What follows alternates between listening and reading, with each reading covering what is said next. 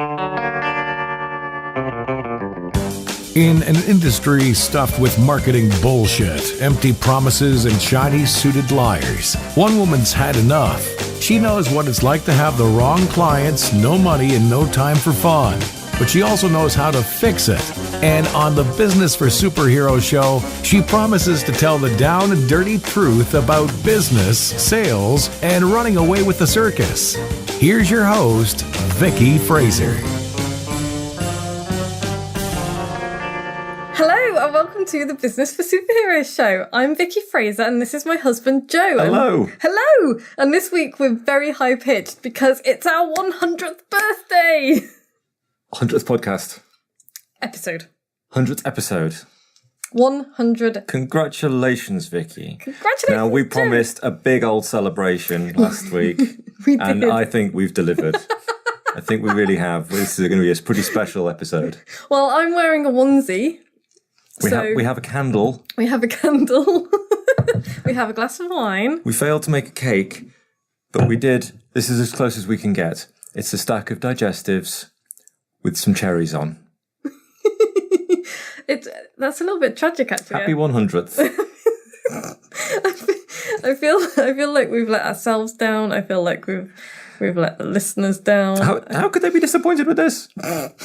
And hang on.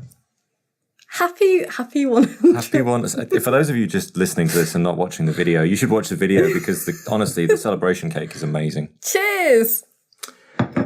So if you hear munching, that'll be me making my way through the digestive biscuit cake. We're also not drinking gin because you're going to be amazed to hear this, woefully unprepared. We're bereft. Yeah, but anyway, this is very exciting. I got all excited last week.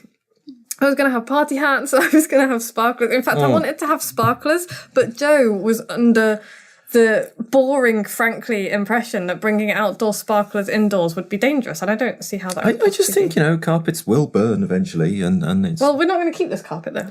There's no reason to set fire to it live on air. No.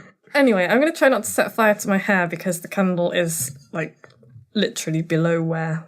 It's like there. So, okay, anyway, it's the 100th episode of the Business for Superheroes show. Jazz hands. Jazz hands. This is not just a podcast show. It's a show. The difference being? That's what we're going to talk about today. We're going to talk about the massive budget. Gulf. No, you don't need a massive budget. You don't need a massive budget. Don't need a massive budget. No. We're going to be talking about why you can't just be doing a thing. You need to put on a show. Okay. And it's all... What? So I'm just thinking about putting on a show. You're in a onesie. We've got a digestive biscuit stack and a candle. It's not... This is a show. How very dare you? All this relates back to being more fucking interesting. Right. And it all comes down to how you get people's attention in a very, very overcrowded world.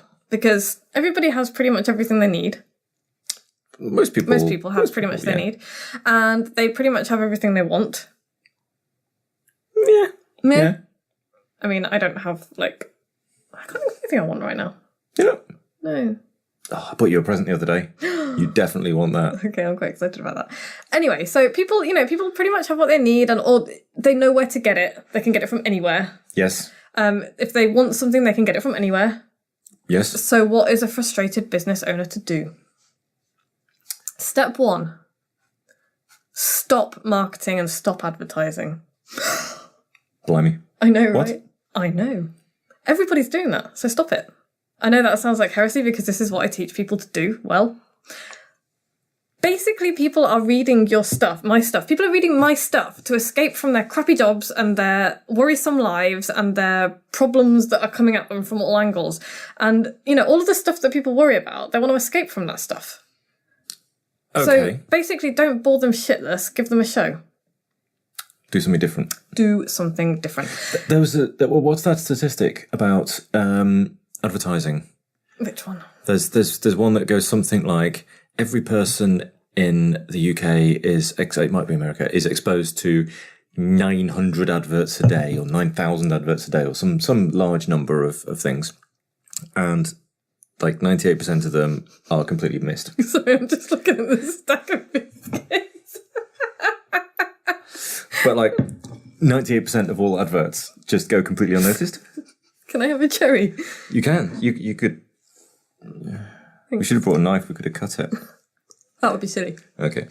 Anyway, advertising. Loads of advertising out there. Most of it completely ignored. Right? Yes. How's your celebration, glacé cherry? It's really good. Don't get the giggles. Don't leave me here. Don't leave me on my own. Don't do it. Come on. Did you have a point? Yes. Okay. If you just like do some advertising and stick it into the big pile of all the other advertising, then people will ignore that too. Yes, they will, and they do, and they are. They are. Yeah. So yeah, it's really not enough to kind of do what you just said. It's not even enough to just wave your arms around and shout that you've got this amazing thing that will solve or do something awesome. Because, You're right there. no, because basically everybody. Is this the first time you've had the uncontrollable giggles on the podcast? Yeah. Everybody's doing that. Come on, calm down. Stick with it, girl. Everybody's just like going, buy my stuff, and it's not. Yeah, it's not going to work. Okay. Everybody's doing that. I don't care. You don't care, right? No, I ignore almost all the advertising I see. Yeah. Well, you think you do. Well, I think I do. Yeah. But what I do want, and what I think you want as well, and what I know our listeners want, is to be entertained. Right. Why are you laughing? I just look back at the biscuit cake. Don't look at the biscuit cake. Don't look at it, Joe. It'll suck your soul out and destroy us. So yeah, your customers and your prospects, they want to be entertained. Joe, have you heard of infotainment? Yes. Yeah. I don't even know who coined that phrase, but it's been around for a while now. It wasn't me, I didn't come up with it. But it's packaging information together with entertainment. Mm-hmm. And it's important. So it's like everybody is bored of what you're selling and what you want them to know. Because, it's they'll be cruel and awful and they'll ignore you and they won't give you money. But they do appreciate interesting people who are doing really funky things. Right.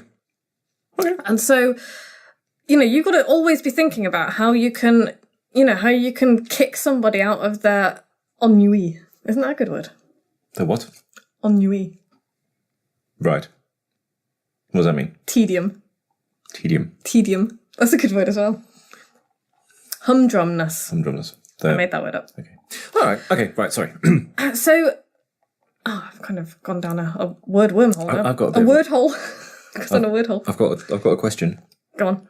How old do you think those glacé cherries are? They're made of sugar. They're fine. Yeah. Yeah, so you've got to always be thinking how you can kick somebody out of their routine, basically. Okay. How you can trip them up and make them really excited about something, and how you can create something that makes people go, wow, that's so cool, I have to tell as many people as possible about this, and then buy stuff from this person. Because that's kind of how you end up buying stuff. That's certainly how I end up with a massive box of googly eyes, for example. Yeah, and if you think this doesn't apply to your business, then we subscribed to, from a couple of podcasts ago, we were talking about big boxes of loo roll arriving. Oh, yeah. I mean, they're doing something different. We've now got enough loo roll in the house to build a small fort. It's pretty cool. Yeah.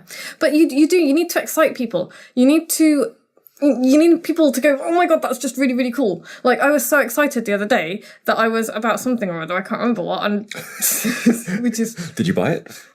I don't know, I think it was something that I was going to sell. But do you remember when I was like, I'm so excited, I feel like I need to set fire to things? Yes, I do.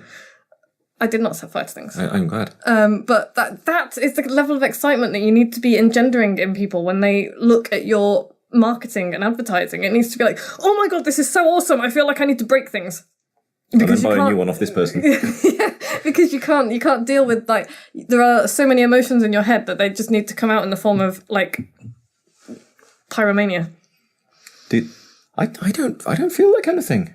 I think you're possibly a little more, close to hysteria than most. That was unkind. kind of true. That's the second unkind thing you said to me this week. We have been... That's not true, surely. We've been really into RuPaul's Drag Race. I know we're like 8 years behind the rest of the world, but we've just been Hi, Jen. into... Hi, Jen! We've just been introduced by Jen to RuPaul's Drag Race, and we love it. Well, I particularly love it, but we love it. And I was just like, at the end of one of the episodes, I was like, oh my god, I want to be a drag queen. And what Joe said wasn't, well, you're not like a man or gay. What he said was, well, you're going to have to up your makeup game, aren't you? And I was like, wow, that was too mean. Well, to be fair, they wear an awful lot of makeup. And I'm not very good at makeup. Anyway, we're wandering somewhat off the topic here. That was somewhat off topic. But, well, no, not really, because RuPaul's Drag Race is a show that makes people get really into it and excited. It's definitely a show. And I'll come back to You should check it out, people. It's surprisingly good. Probably everybody who's listening to this has seen it and is like, what is wrong with you? Why have you not seen this? Maybe. It's ace. Anyway, but basically my point is there is too much of everything in the world. So, if you're thinking of making a podcast, don't make a podcast. There are too many podcasts. There are too many videos. There are too many books. There are too many emails written. There are too many blogs. There are too many everythings. That's going to be a problem, though, isn't it? Well, it is, because... Well, no, it's not, because what you have to... It's actually a really good thing, because there's too many everythings all over the world. So what you have to do, my fine feathered friend, is put on a show. Which is basically what I've been trying to tell my clients for years with the whole be more fucking interesting thing. But I haven't used quite that word before. And then there's this dude called Mark Kay. Hi, Mark. I don't know if he's going to be listening or not, because I've just bought a thing from him, actually. Have you? Yeah. He might be checking you out. Hi, Mark. Actually, he is, because he posted a thing and was like, if you thought this place was a circus before, then it's really about to get messy, because like he's shouted me out in the Facebook group that I've joined because I bought the thing. So maybe he is. Hi, Mark. But he talks a lot about putting on a show, and this is what he does for a living. He shows people how to put on a show. Okay. And I thought, yes, this is what I want to do. Like, not just... and this is what I do with people, isn't it? I show people how to do more than just market themselves, but I've never really put it in... I've never called it putting on a show before. But that's exactly what I want people to do. And so kind of, I found this guy, Mark Kay, and I was like, yes, he is my people. And I'm going to... And he's been doing this for like far longer than I have, and is way better at it than I am. And so I'm like, I am going to learn from this man. Okay. And so I bought a thing from him today. Cool. And I've joined this group, and it's quite exciting. And I'm hoping that because like I'm really good at doing this for other people. It's like the classic thing. I'm really good at doing it for other people, but when it comes to doing it myself, I'm like, I've got digestive biscuits, glacé cherries, and a candle. It's a party. So, anyway, I would like you to put on a show, people. Make it, just do more. So that's what we're going to talk about today. We've been talking about it for quite a while. We have. Was that the intro? No, not really. Well, no, because it's kind of, I think it's important stuff, and you can't say it too often. But I wanted to share a bunch of stuff that I've learned from pole dancing and performing on trapeze and dancing generally, and, moving people to tears on stage. Mm-hmm. And that general kind of performance thing, because I think that's what it comes down to, is a performance. And that doesn't mean lying to people, and it doesn't mean manipulating people. It means putting on your best self-performance of the persona that you're putting out there. But Mark Kay has 3 steps to kind of making a show and doing this kind of thing. And it's kind of it's the 3 steps to marketing generally, and it's the stuff that, I've been talking about for ages. But I thought it would be a good idea to reiterate this, because the first thing you have to do, because people get this the wrong way around as well. 3 things. 3 things. The first thing you have to do is create content. Right. And this is how you get started. But people get they're like, oh no, I need people, I need a list, I need an audience to like push this stuff out to first. And it's like, no, you don't. You don't do that. That's the wrong way round. You create the content first. This is what I did. Do you remember when I first started my daily emails and there was like you and my mum on my email list? And that was it. And even my mum wasn't reading my emails, which is harsh. But that's how I started. And I was putting my emails out there. My 49 ideas went out to like nobody for so long. But I had all of this content that I was making. And, that's what we're doing with the podcasts. Because one day, we're at episode 100, and maybe by the time we get to episode 1,000, we'll have a listener. Maybe we'll get a listener. We have many listeners. We have many listeners now. I'm really proud, actually. I'm really proud of what we've done with this show. I wish we could work out how many listeners we had. Maybe we should get them all to jump up and down at once, and maybe the earth will move. Maybe. But yeah, so you create content first. Don't wait until you've got people to give content to. Get it out there, start building it. Because also, that has the advantage of when you're really crap when you first start, nobody will see it. That's a win. Yeah, so you can do all of your, like, Bambi steps with your, like, baby giraffes all over the place, and do the falling over on your face when nobody's looking, which is good. And then the second thing you do is you build an audience, and you do that by creating content, lots and lots of it, and putting it out there, and improving it every time. You get better every time. Mm-hmm. And this is what I did. I started crap, and now I'm less crap. Incrementally less crap. Incrementally less crap. That's what you want to be, people. You could write a book called Incrementally Less Crap. I might do that. That's good. I'll add book number 6 to my list of books that I'm writing at the moment. Why the hell not? Anyway, the third thing you do, and this is the fun thing, is you sell things to people. Yay! Which is really, really easy. Well, it's much easier to do when you've entertained them and you've given them this stuff and you've built this personality and you've put on a show. We should try it. We should try it. If we've entertained you on this podcast, send us a crisp £1 coin and we will send you a digestive biscuit. No, we won't. No? No, because there's all kinds of food standard stuff. And, okay. And it'll arrive as crumbs, and then people will be like, why are they sending us crumbs? It's like sending glitter to your enemies. All right, fine. Anyway. Don't send us £1. Don't want your £1. You can send me £1, I'll have it. I'll send you a biscuit. Maybe a glacé cherry. Maybe a glass. That could get messy. Yeah. Anyway. Right, so make content, build an audience, sell them stuff. Yes. That's pretty clear, isn't it? It's really clear. Are we done? Mm. Okay. Now, I've got a few other things. I just wanted everyone to start by having a look at popular culture and seeing what's buzzing at the moment. So I've already mentioned RuPaul's Drag Race. 8 years out of date. It's a bunch of drag queens. What's the collective noun for drag queens? A murder. That's crows. A gaggle. A gossip? A squeal. Oh, a squeal. A bitchy. An eyeliner. An overexcitement of drag queens. Yeah. Oh, geez, okay. Anyway, it's a bunch of drag queens competing to be America's next top drag star. Or there is the Great British Bake Off, or MasterChef. It's all people trying to be the best of the best. Mm-hmm. Because nobody wants to compete to become the crap chef. No. But it does feel like some of them are competing to be the America's crappest drag queen. I don't think they're doing that on purpose. Mm. But nobody wants to... Anyway. But that's a really good clue as to how you can start looking at putting on a show and making people want what you are putting out there. It's like, nobody wants to be mediocre, really. I mean, not the people that I'm aiming at anyway. I want people who want to push to that next level and just be as good as they can possibly be.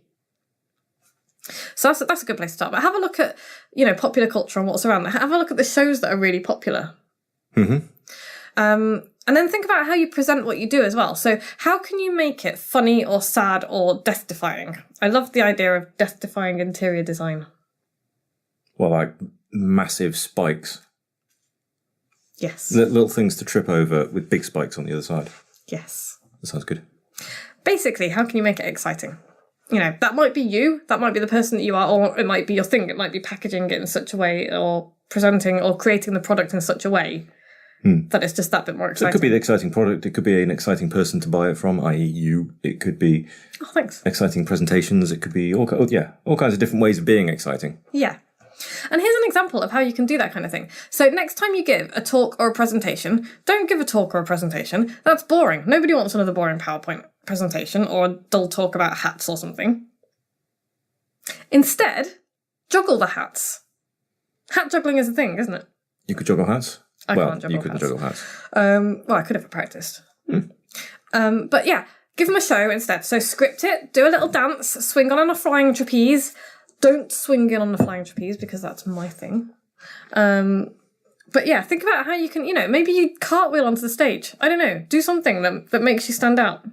Don't cartwheel onto the stage.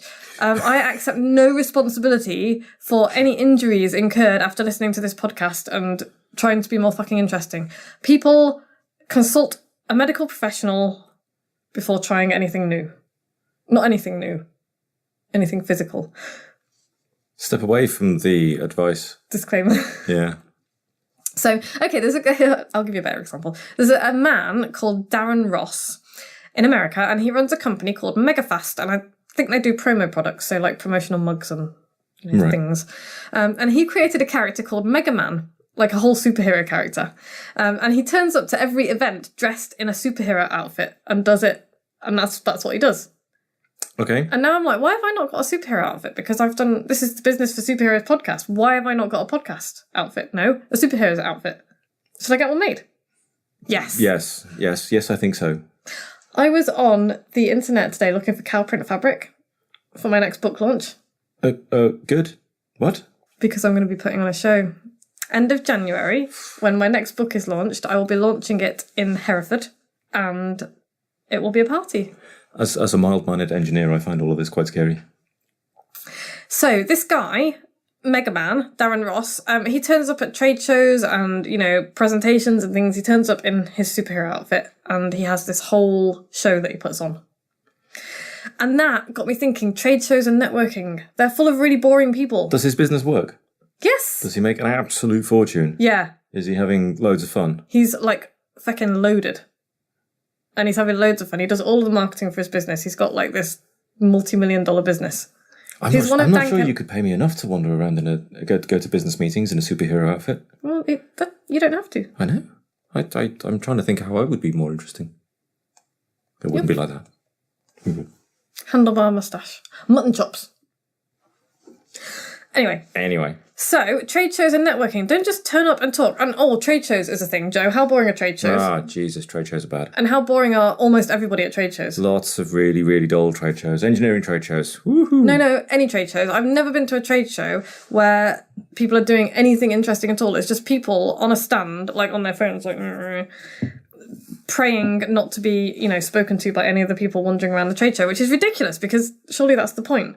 It's like, if you can afford a great big stand in the middle, you can afford to like put a, flight simulator or something in there, and that's fine, and that's a show. I've seen robots playing golf. See, that's a show. But most people are not going to have the budget for robots playing golf or flight simulators. That doesn't mean that you just have to pay a few £100 for a crappy little stand. If you're going to invest a few £100 in a crappy little stand, then for God's sake, make the most of it. Turn up in a bloody costume. Don't be one of those people with the little rack with some brochures in it and a chair. You might as well just set fire to your money if that's what you're going to do. Because it's just a massive waste. Appalling.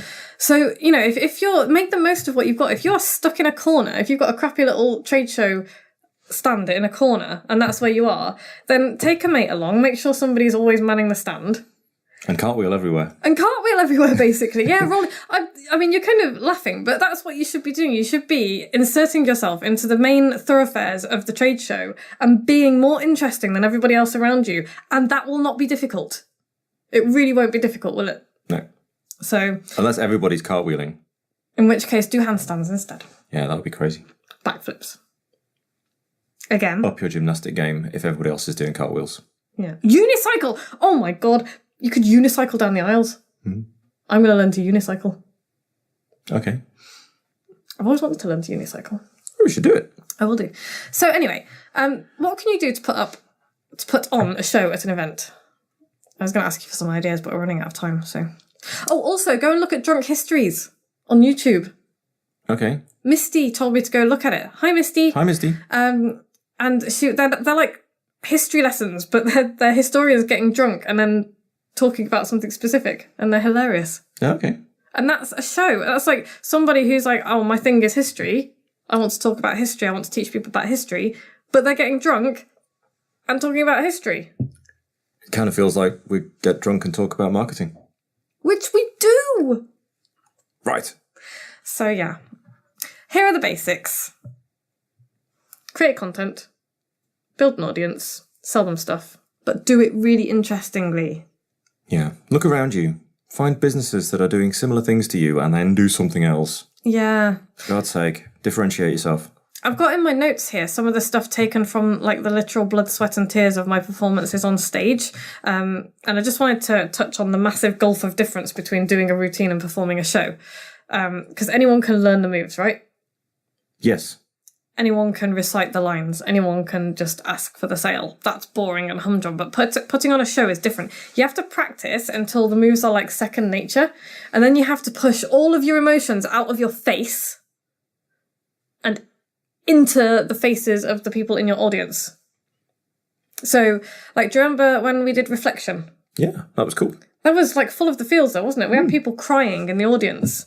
And what we did, I think what we managed to do, is make everybody in the audience believe that they were the only ones who were watching it. That's what you have to do. And that's kind of a really serious point, actually, is you have to make everybody in the audience believe that you are the only one that you're doing this for.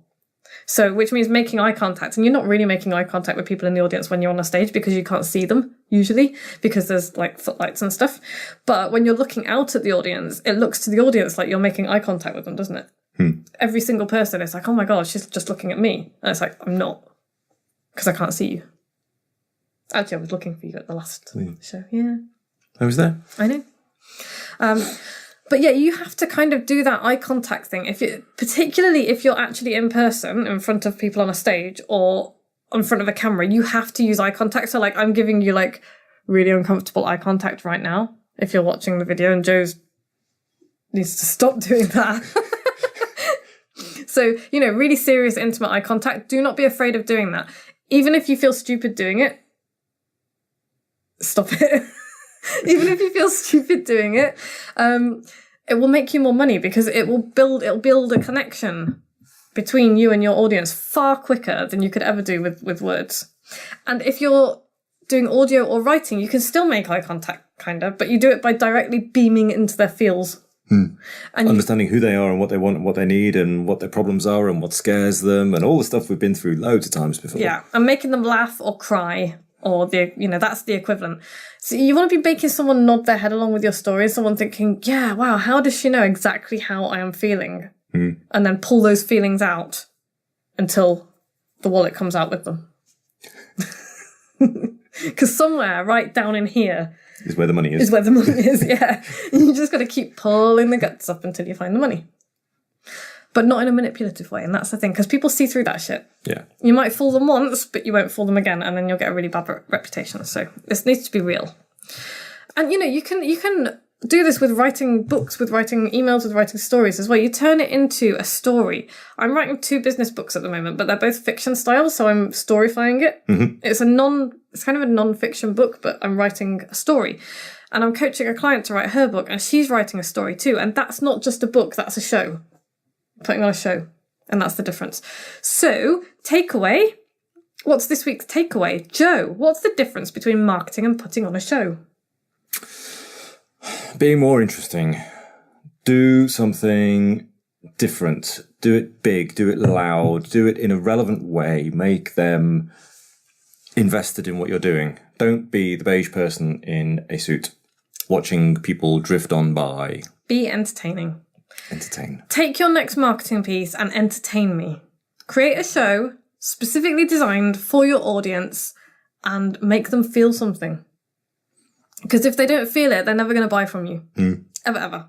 Because there's a million people out there doing exactly what you're doing. Yeah. If you don't make them feel something, then they end up either being seduced by somebody else or they just become a price buyer. Yeah. And a price buyer is not who you want as your customer. No.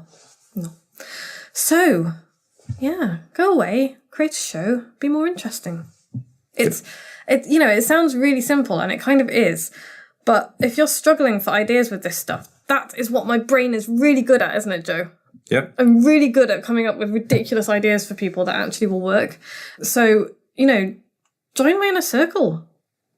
That would be a good start. I will help you do this. businessforsuperheroes.com/inner circle. That URL might not even bloody work.